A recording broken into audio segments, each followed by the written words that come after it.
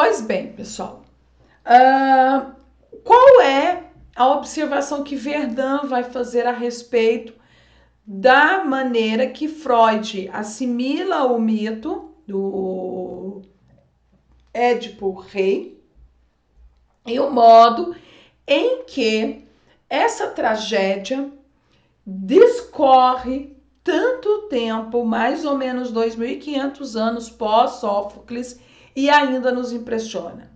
Bom, para o Vernon, a principal maneira ou principal forma, né, que o Freud assimila o mito é a partir da ideia, né, muito forte na psicanálise freudiana, que é no fundamento dos sonhos, né? Então, Freud vai lidar com Édipo no campo dos desejos, né? No campo das vaidades. Entretanto, né, o Vernon traz aqui para nós uma outra maneira, e aqui no sentido que o Vernon vai trazer para nós é no sentido helenístico, né? Como os estudiosos da cultura helenística identifica a relevância dessa tragédia e o porquê que ela comove gregos, troianos e homens do século XXI ainda, certo? Então, nós vimos aqui que a abordagem do Freud é, né, com base nos sonhos, com base nos desejos, não tem a ver, né, com a sua concretude, com a concretude do mito, e muito mais, né, muito menos com uma questão histórica. Então, como os helênicos, os estudiosos hoje observam esse mesmo mito? Se o rei Édipo nos comove, tanto quanto perturbava os cidadãos de Atenas, não é como se acreditava até então, porque ele encarna uma tragédia de fatalidade. Então, de acordo com Vernon, não é só o fato puro que o Freud reconheceu no mito.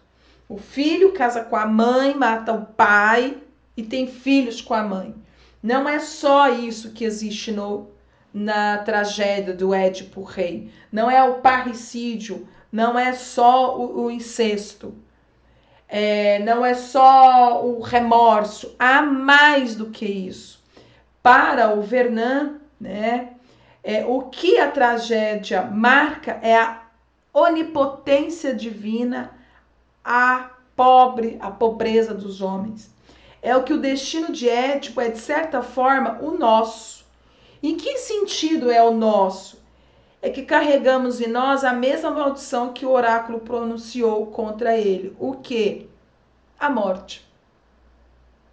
Somos finitos. Então, o que impressiona em nós, humanos, que faz com que essa narrativa chegue até hoje, não é o fato de ser a história em que o filho matou o pai, casou-se com a mãe, teve filhos com ela, mas é o fato dele estar já com um prenúncio, um destino posto, e lutar contra esse destino. E ao final dar-se por vencido. Nós, seres humanos, de acordo com os estudiosos helenistas, carregamos essa sensação, né, de lutarmos contra forças de uma existência na qual nós não dominamos as circunstâncias, não estamos certos se as nossas decisões colaborarão com os nossos desejos, com as nossas ambições. Nós decidimos, mas decidimos no vazio de uma existência não orientada, certo? Então dá a sensação de que não estamos no controle. E vale a pena dizer se estamos, né? Então é essa de acordo com o Vernant, a outra abordagem, e que a abordagem do Freud, ao descaracterizar esses elementos e ver o elemento único e simplesmente como uma fatalidade, ele, segundo o Vernant, né, Vernant parece sugerir ali, é uma leitura pobre do Édipo. Então, o Vernant chama a atenção que a psicologia histórica compreende o mito em seu contexto histórico, social e mental, né? Então, há um porquê daquele tempo relacionado àquelas situações, àquelas vivências. Freud parte efeito do texto público, né? A narrativa traz sentimento como culpa, repulsa, terror, autopunição, então de novo aqueles elementos que eu falei para vocês, né, que não existem no primeiro mito, né, no primeiro Édipo. Então, no primeiro Édipo aqui, como eu já disse, né, o rei de Tebas, Édipo, morre tranquilamente, sem nenhuma autopunição. Já no Édipo da tragédia de Sófocles, ele arranca os próprios olhos, Jocasta se suicida e os seus filhos vão ter aí, né, certos contratempos com os administradores da cidade. A tragédia é mais que um sonho, né, que é a abordagem que o Freud faz. Revela a contradição humana, uma espécie de monstro incompreensível e desconcertante. Tá? Então, Freud utiliza a tragédia de Édipo para pensar a estrutura de uma sociedade e porque os conflitos dessa sociedade não é equivocada, né? Vou fazer a defesa dele, mas é numa proporção diferente, é numa perspectiva diferente.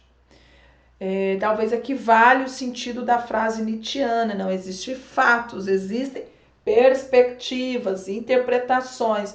Então, o que Freud quer fazer é uma interpretação com uma finalidade psicanalítica, né?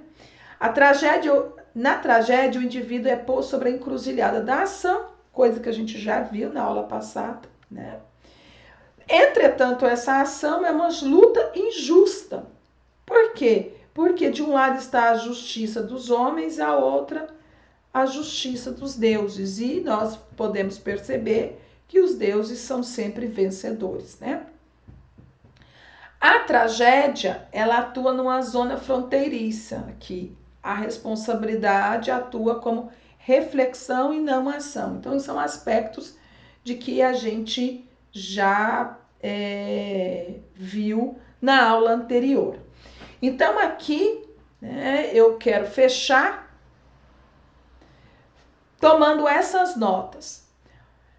Vernant alerta que a alusão psicanalítica de Freud a Édipo não é, pelo menos, método dos helenistas, né? Então, é diferente. Isso é importante, pessoal, sempre, porque vocês, ao saírem do ensino médio, vocês vão para a universidade e cada um de vocês vão seguir uma área de estudo.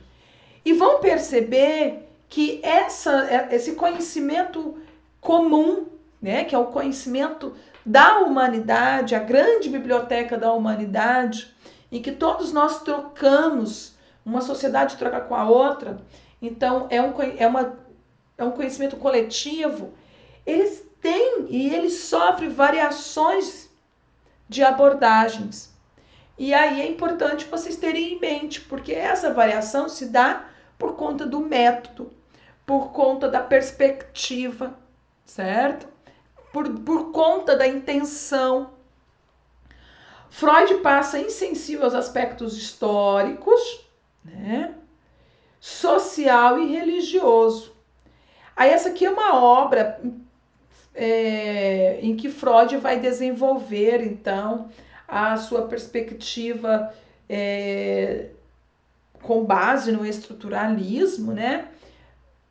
porque se dá o tabu, né? O totem aqui tem uma relação com o que é sagrado, né? E tem o papel do pai ali como um dos fomentadores do enredo. A gente volta nessa história uma hora dessas. Então, Freud vai abordar aí, né, a questão da origem da família e também, né, tem uma outra história aqui sobre Urano, né, que é um outro mito no qual ele é morto e devorado pelos filhos. Para fechar, né, o conflito na interpretação da tragédia acende sobre a diferença do método e da orientação. De um modo ou de outro, a matéria da tragédia é capaz de marcar e desnudar as condições do homem, seja no século VI a.C., seja no século XXI. Isso mostra, né, como é antemporal esses escritos, porque falam do ser humano. E o humano, o homem, muda conforme a história, conforme o tempo, conforme a tecnologia. Mas o humano, os anseios, as angústias, as sofrências, parecem perpetuar a condição humana de ser. Né? E isso a tragédia traz de uma forma brilhante para nós. Bom, com isso, acredito eu que a gente conseguiu rever aí algumas concepções interessantes sobre a tragédia, pontos os quais, quando nós vamos, né, ver mito e filosofia lá no primeiro ano, era um tanto quanto complicado de trabalhar isso naquele momento, mas que agora a gente conseguiu acertar aí alguns aspectos que eu acho necessário que isso seja acertado, beleza? Então, pessoal, junto com essa aula vai seguir a atividade da semana.